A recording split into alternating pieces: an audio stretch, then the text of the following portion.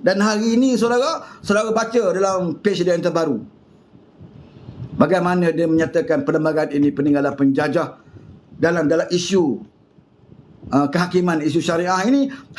Ketua hakim membaca tulisan yang ditinggalkan oleh penjajah. Hakim bukan bijaksana, hakim adalah bijak sini.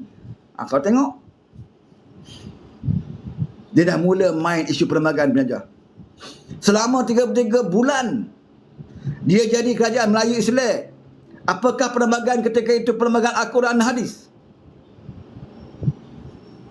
Saya nak bagi tahu, jangan bodoh sangat walaun. Fikir, ada otak fikir. Sepatutnya kamu mempertikaikan, kenapa Haji Hadi sekarang nak pertikaikan perlembagaan? Waktu kamu jadi kerajaan, kamu tak pindah pun perlembagaan. Kamu mempertahankan perlembagaan. Kamu bersumpah mempertahankan perlembagaan. Hari ini bila dah tak jadi kerajaan, hari ini bila langkah Dubai gagal, semuanya gagal, baru nak cerita, perlembagaan ini peninggalan penjajah, perlembagaan ini macam-macam. Dengan perlembagaan itulah kita nak bagi tahu Haji Hadi, kamu masih bergaji ahli parlimen. Dengan perlembagaan itulah kita nak bagi tahu Haji Hadi, kamu pernah dilantik menjadi Duta Khas Timur Tengah. Dengan perlembagaan itulah Haji Hadi, kamu makan gaji, makan allowance dan makan pension. Kalau betul ini peninggalan penjajah, perlembagaan kafe yang haram dipatuhi Haji Hadi, sila peluangkan balik gaji kamu. Letak jawatan ahli parlimen. Yang kamu jadi ahli parlimen adalah kerana berdasarkan perlembagaan ini. Kalau perlembagaan ini tidak boleh pakai, kalau perlembagaan ini haram, Haji Hadi letak jawatan, jangan ambil gaji, pulangkan balik pension. Tapi dia tak akan buat, saudara. Wallahi dia tak akan buat. Dia nak engkau orang yang bodoh-bodoh ni buat. Dia nak engkau orang yang bodoh-bodoh ni bangkit lawan perlembagaan ini. Tapi dia akan pegang perlembagaan itu. Kenapa? Kerana dia dapat gaji, dia dapat allowance, saudara.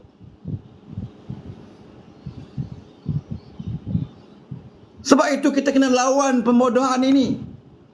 Jihad melawan pembodohan ini adalah jihad, saudara. Tak perlu nak jadi ulama, tak perlu nak jadi ustaz. Kalau kita nak dapat pahala jihad, kita kena berjihad lawan lebay-lebay penonggang agama ini. Kerana inilah pesan Nabi. Di akhir zaman, ramai ulama-ulama akan menggunakan ilmu dia untuk kepentingan diri dia. Ulama yang baik adalah ulama yang mendampingi pemerintah. Ulama yang jahat adalah ulama yang memfitnah pemerintah.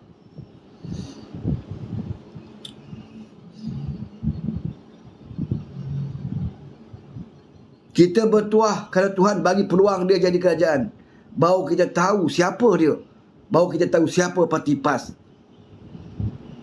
6 tahun RU355 ini diketepikan oleh Haji Hadi, walaupun dia yang bawa, berlari-lari masuk parlimen bawa RU355. 6 tahun dia tinggalkan, 33 bulan dia jadi kerajaan, dia tak ambil tahu pun.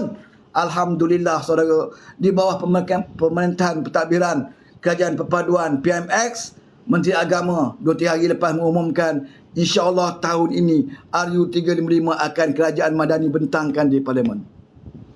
Alhamdulillah, akhirnya Allah memilih bahawa mengangkat martabat mahkamah syariah itu, memperkasakan mahkamah syariah itu dibawa oleh kerajaan perpaduan. Allah tidak memilih untuk dibawa oleh kerajaan Tebuk Atap, kerana mereka tidak pernah ikhlas pun untuk mengangkat martabat Islam. Tak pernah ikhlas, saudara, saya dah beritahu. Apa yang keluar daripada mulut mereka hanya sebagai modal politik untuk mengangkat atau menarik sokongan semata-mata, bukan kerana nak laksanakan. Kalau betul mereka nak laksanakan, dah lama dah mereka laksanakan. Kalau Tuhan dah bagi peluang untuk dia berkuasa, tanpa DAP pun dalam kerajaan mereka, mereka gagal usahakan laksana. Nak sebut pun tak boleh RU355.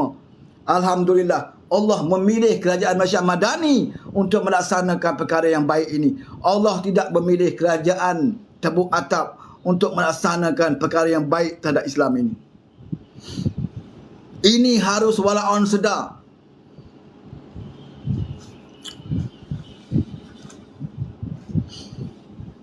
Daripada dulu kita peringatkan. Mereka mainkan propaganda kerajaan nak jatuh, kerajaan nak jatuh. Semua kata kerajaan nak jatuh. Sanusi pun kata, saya tahu bila kerajaan jatuh, saya tahu. Anwar tak ada sokongan, saya tahu bila akan jatuh. Tak nak bagi tahu lah. Takkan nak bagi tahu bila jatuh. Saya tahu. Haji Hadi pernah sebut, kerajaan ni 2-3 bulan je jatuh. Sehingga mereka lupa. Allah yang menentukan siapa yang diangkat sebagai pemimpin, dan Allah juga menentukan siapa yang nak dijatuhkan sebagai pemimpin.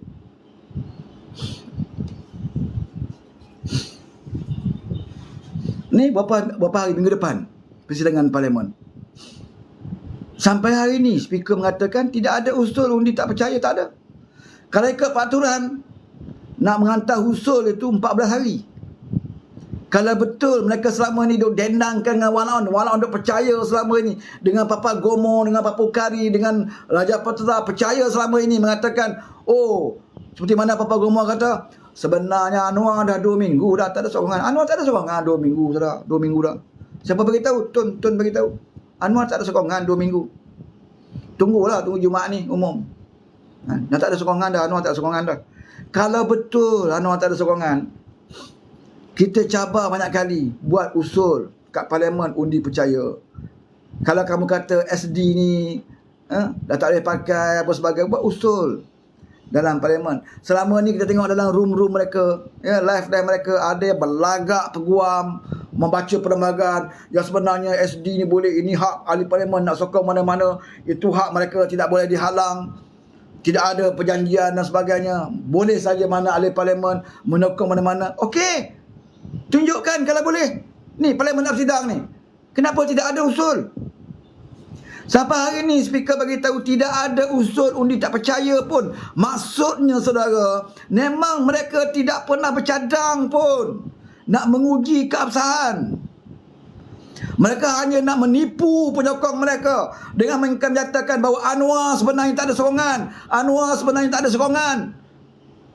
Mahathir pun cabar Anwar bubar parlimen. Mahathir, saya dah bagi tahu. Mana ada Perdana Menteri dalam dunia ini yang ada sokongan lebih 2/3 majoriti tiba-tiba nak pergi bubar parlimen? Mana ada? Muhyiddin yang ada kelebihan 3-4 orang tu pun, waktu dia jadi Perdana Menteri, dia, Ihsan Sabri, 2-3 orang je pun. 114, 115 ahli parlimen. Itu pun macam nak mampus nak suruh dia bubar parlimen. Muhyiddin tu macam nak gila kita desak dia suruh letak jawatan. Tak letak dia. Apatah lagi Anwar dah dapat 23. Termasuk sokongan daripada MP kamu 6 orang. Takkan Anwar bodoh nak pergi bubar parlimen hanya dengar cakap si saka tua tu. Saka tua tu memang kerja dia, memang semenjak dia dilahirkan, memang kerja dia untuk nak jatuhkan Anwar.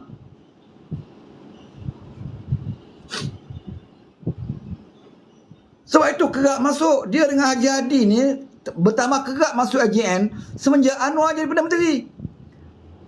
Mahathir bertambah kritikal sekarang ni apabila Agung baru naik. Dia tahu Agung Johor ni dengan dia macam mana, dia tahu. Sebab itu tekanan demi tekanan, saudara. Anak dah kena siasat, adik-beradik dia, kroni dia, Daim pun dah kena siasat, bini Daim dah kena siasat, anak dia 2 ekor ni dah kena siasat. Dan Agung semalam 2-3 hari lepas panggil jawatan kuasa untuk menyiasat RCI Batu Putih bertemu. Ni Tun Zaki ni dipilih. Tun Zaki ke nama dia, saya pun lupa dah. Untuk mengetui RCI menyiasat kehilangan Pulau Batu Putih kepada Singapura. Agung panggil. Saudara masih ingat? Agung begitu marah waktu itu, Agung Sultan Johor. Dia begitu marah dengan Mahathir kerana Mahathir tidak merayu, sedangkan peluang terbuka untuk merayu kes itu. Tapi Mahathir mengambil keputusan tidak mahu merayu. Dan akhirnya Pulau Batu Putih dapat pada Singapura. Keputusan Mahathir waktu itu sebagai Perdana Menteri tidak merayu itu tidak dirujuk pada kabinet. Dia buat keputusan sendiri. Dan sebab itulah Agung mahu sekarang ini lembaga persiasatan RCI ini ditubuhkan. Kalau betul Mahathir menggunakan kuasa dengan yang salah, dengan menggadaikan tanah negara kita, kedaulatan negara kita kepada negara asing dengan keputusan kamu seorang, bukan keputusan kerajaan, maka Mahathir harus bertanggungjawab. Dia mungkin akan menjadi pemimpin yang digelar pengkhianat, yang sanggup menggadaikan negara kita. Hari ini dia bercakap seolah dia pejuang Melayu. Dia bercakap, dia mengatakan 10 tahun lagi negara kita ini kalau bawah kepimpinan Anwar Ibrahim, tanah Melayu akan tergadai. Sebenarnya si bangsa tua inilah saudara yang telah menggadaikan Pulau Batu Putih. Saya nak bagi tahu. Tunjukkan kepada kita mana 1 inci tanah negara kita yang telah digadai oleh Anwar Ibrahim. Tunjuk. Sedangkan tanah yang anda anugerahkan kepada bapa dia, bapa Anwar Ibrahim, itu pun Anwar suruh pulangkan. Dihadiahkan kepada ayah dia. Yang hadiah ini pun Anwar suruh pulangkan. Tak masuk akal kalau Anwar nak gadaikan tanah Melayu ini. Yang bagi secara halal pada dia pun dia tak mau ambil kepada ayah dia. Pulangkan balik. Dia tak mau ayah dia terima 1 inci tanah pun sewaktu dia menjadi menteri dulu.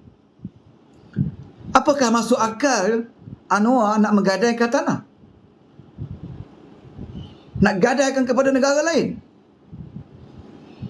Tapi yang sebenarnya, yang terbukti, yang berfaktanya, orang yang jelas gagal mempertahankan maruah negara kita, orang itu Karala ni, Mahathir Mohamad ni. Sedangkan waktu itu dia ada kuasa, dia ada peluang. Kenapa dia tidak gunakan peluang itu untuk mempertahankan Pulau Batu Putih? Kenapa dia tak buat? Kalau dia buat dan gagal, kita puas hati. Kamu dah usaha. Ni kamu mengatakan kami tidak akan merayu. Bagaimana kamu beri peluang yang mudah kepada Singapura untuk mendapatkan ke Pulau Batu Putih? Dan hari ini Anwar Ibrahim, apabila dia pergi melawat Singapura, dia kata dia cuba nak berunding peguam negara kita untuk berunding kalau ada jalan lain bagi mendapatkan balik. Nak ikut undang-undang dah tak ada jalan. ICJ memutuskan, saudara. Mahkamah Antarabangsa memutuskan hak milik Singapura. Kerana peluang yang diberi untuk merayu itu telah dilepaskan oleh Mahathir Mohamad. Dia tidak merayu pun. Maka dapat pada Singapura. Tapi Anwar berkata, dia sebagai Perdana Menteri, kalau ada peluang, sedaya upaya dia cubalah runding. Kalau ada ruang lagi. Ini yang Anwar lakukan. Benda yang Mahathir dah gadaikan, ini Anwar cuba dapatkan, saudara. Tapi Anwar inilah yang dihentam oleh Mahathir, dihentam oleh Hadi siang dan malam, saudara. Termasuk saudara-saudara yang tidak menggunakan akal untuk memikir.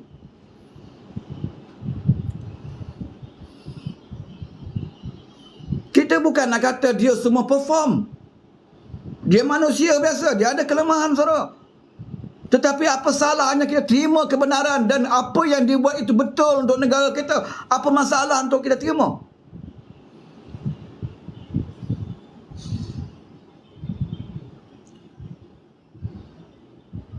Ini masalahnya bila kita taksub sampai kepada orang menggunakan ketaksuban kita ini untuk diperbodohkan. Sebab itu sekarang ni kerap atuk tu masuk AJN. Ya? Masuk Agong baru ni. PMF beritahu RCI akan diwujudkan sebaik saja Agong baru ambil alih. Sebab dia ada kena mengena dengan dia sebagai Sultan Johor dulu. Dan Sultan Johor itulah yang Agong sekarang inilah yang paling lantang menyatakan kekesalan dia atas kehilangan Pulau Batu Putih. Tengoklah RCI nanti. Mahathir kena buktikan bahawa dia pernah merayu. Dia kena buktikan kepada RCI dia pernah melakukan sesuatu untuk mendapatkan hak kita. Dia kena buktikan bahawa keputusan dia itu bukan keputusan dia seorang. Keputusan kabinet. Sedangkan kita tahu waktu itu kabinet tidak dibentuk sepenuhnya. Dia kena buktikan. Kalau dia gagal buktikan, dialah pengkhianat negara yang sebenar. Hari ini dia tidak layak nak bercakap untuk mempertahankan Melayu, mempertahankan tanah air ini. Kerja menipu habis-habis Karala Seko ni. Yang peliknya ada yang dikatakan ulama, lebih Hadi boleh angkat dia sebagai penasihat kepada 4 negeri PAS. Itu yang kita pelik, saudara. Cukup pelik. Nak pilih kawan pun tak tahu nak pilih kawan. Ini lebih Hadi ni.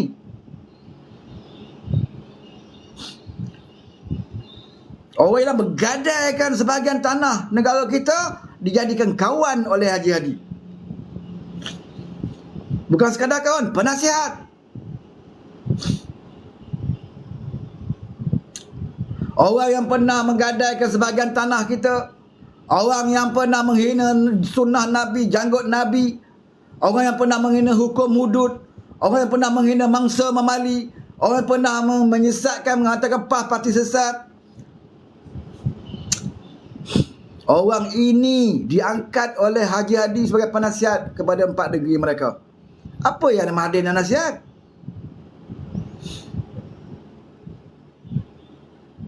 Akhirnya saudara, malang bagi parti PAS, kerana parti PAS mengangkat orang jahil, bukan saja jahil, bahkan jahat sebagai pemimpin dan penasihat mereka. Sepatutnya Mahathir berada di bawah tapak kaki Hadi, sepatutnya saudara. Tapi sekarang dunia dah terbalik. Orang yang berserban berjubah yang dikatakan Tuan Guru berada di tapak kaki Muhyiddin, berada di tapak kaki Mahathir. Apa Islam yang kamu nak angkat? Sebab itu tak pelik kalau Haji Hadi bawa RU355, tak jalan. Sebab tidak layak dia bawa. Sebab maruah diri dia sendiri pun dia tidak boleh nak pelihara. Bagaimana dia nak pelihara maruah Islam? Sebab itu di bawah kerajaan PMBek, kita bawa RU355 ini, walaupun RU355 ini tidak pernah kita jadikan modal dalam kempen politik kita. Pernah saudara dengar dalam ceramah kita menjanjikan kepada orang ramai, kalau kita jadi kerajaan, kita nak bawa RU355. Pernah saudara dengar? Tak ada saudara. Kita tidak mempolitikkan isu seperti ini. Dalam manifesto PH pun tak ada kita sebut, kalau kami jadi kerajaan, kami nak buat RU355. Tak ada saudara. Kita tak bubuh dalam manifesto pun. Tetapi walaupun kita tak pernah janji dalam ceramah-ceramah kita, walaupun kita tak pernah buat himpunan-himpunan RU355, walaupun kita tak pernah bagi pakai t-shirt warna ungu pun, tidak ada dalam manifesto pun, tetapi kita buat apabila kita rasakan sudah sampai masanya kita kena buat. Dan inilah waktunya yang sesuai untuk kita perkenalkan RU355, sebab dah banyak orang cuba mempertikaikan beberapa kelompongan yang berada dalam sistem perundangan Mahkamah Syariah. Sebab itu MKI wujud untuk nak menyelaraskan semua sistem Mahkamah Syariah dalam negara kita, supaya tidak ada ruang lagi mana-mana orang untuk nak mencabar Mahkamah Syariah. Bukan seperti lebay, cabar saja kelompongan undang-undang mereka. Oh, ini cabar Islam, cabar saja. Oh, ini menghina Islam. Sedangkan kamu yang buat. Bukan Nabi yang buat undang-undang itu, bukan para sahabat yang membuat undang itu, bukannya mana-mana imam mazhab yang membuat undang-undang kamu. Kamu adun-adun di Kelantan itu yang buat. Kalau ada kelemahan, kelemahan itu kelemahan kamu. Kalau ada kelompongan itu kelompongan kamu. Kalau orang tegur, baikilah, apa masalahnya? Jangan kamu jual, bila tegur je, oh lawan Islam, lawan undang. Yang si bodoh tu pula cakap, oh kalau macam ni di Kelantan bolehlah berzina, di Kelantan boleh berjudi, di Kelantan boleh minum arak, undang-undang dah tak ada dah. Kepala otak dia. Ni baru-baru ni ustaz yang di Warden Asrama Perempuan ni kena tangkap, rogol dan liwat, kena penjara. Di Kelantan. Sekolah yayasan bawah Yayasan Negeri Kelantan. Sekolah Kelantan, Asrama Perempuan bawah kerajaan negeri. Saudara fikir sendiri kepala otak saudara, kalau kita betul-betul buat kerajaan Islam, bagaimana mungkin seorang warden lelaki, kamu benarkan dia menjadi warden kepada asrama perempuan? Kepala otak mana yang boleh fikir macam ini? Tutup kedai arak, tutup kedai judi. Oh bangga. Oh tutup kedai arak Islam, tutup kedai judi. Kami dah tutup kedai judi. Islam lah Kelantan, Islam Kelantan. Tutup kedai judi tapi bagi jantan jaga perempuan dekat sekolah asrama perempuan.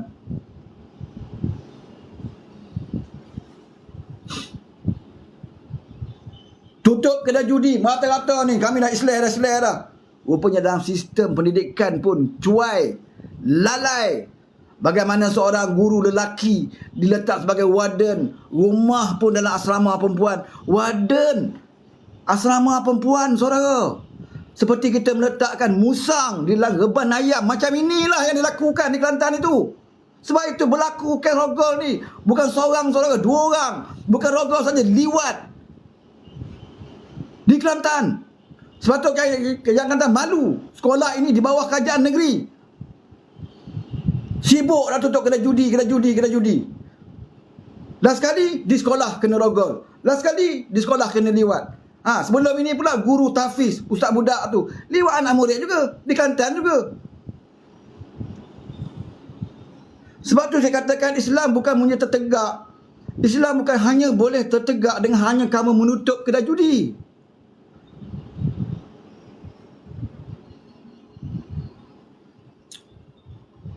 Kedai judi ni kalau orang Islam yang kaki pegang agama, kalau kedai judi duduk depan rumah dia pun dia takkan pergi, saudara. Bukan kita tak setuju, kita setuju, tapi ada keutamaan lain yang perlu kamu pandang. Selain daripada dapat tutup kedai judi. Pentas je Kedah tutup kedai judi. Tengok berapa banyak judi haram di Kedah. Sekarang ni judi online, dalam jamban pun boleh berjudi sekarang ni. Anak-anak kita duduk dalam bilik dia, kita ingat dia baca buku, dia pun berjudi. Judi online. Ini yang dilakukan oleh Kerajaan Malaysia Madani, di mana Saifuddin Nasution pernah membentangkan undang-undang akta baru untuk memeteras judi online. Ini lebih utama sebab yang ini kita tak boleh kawal, saudara. Tapi mereka bangga tutup kedai judi di Kelantan, tambah judi di Kerajaan Pusat. Jadi Kerajaan Pusat daripada 8 cabutan judi naik kepada 22. Di Kelantan tutup. Sebab apa? Sebab malaikat hanya ada di Kelantan sahaja. Mereka akan catat amalan kita di Kelantan sahaja. Di Putrajaya, malaikat tak ada. Kita naikkan judi. Kepala otak dia mengajar macam tu, Islam macam tu. Itu menunjukkan SAMU tak serius sebenarnya. Kerana nak berpolitik, nak mempamerkan kepada orang, kamulah kononnya pejuang Islam. Berlaku konsep di Kuala Lumpur haram, berlaku konsep di Bacok halal. Macam mana Ustazah Semak Harun tu. Kan? Dia duk cerita pasal konsep Coldplay. Coldplay ni tak boleh lah pasal tiket mahal. Ramai tiket mahal. Ramai dan sebagainya. Tapi di Bacok tak apa, tiket murah. Kalau dah hukum bukan kira mahal murah. Hukum bukan kira mahal murah.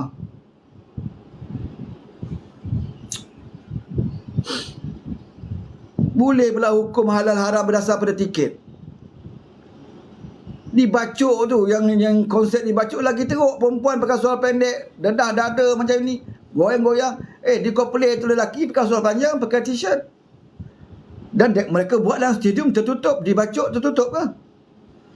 Tapi nak juga pertahan sebab berlaku kat negeri dia. Bila dia buat konsert halalun tayyiban, orang lain buat haram. Bila Anwar nyanyi, wajah kamu yang cantik, Anwar nyanyi lagu Azizah, puji isteri dia.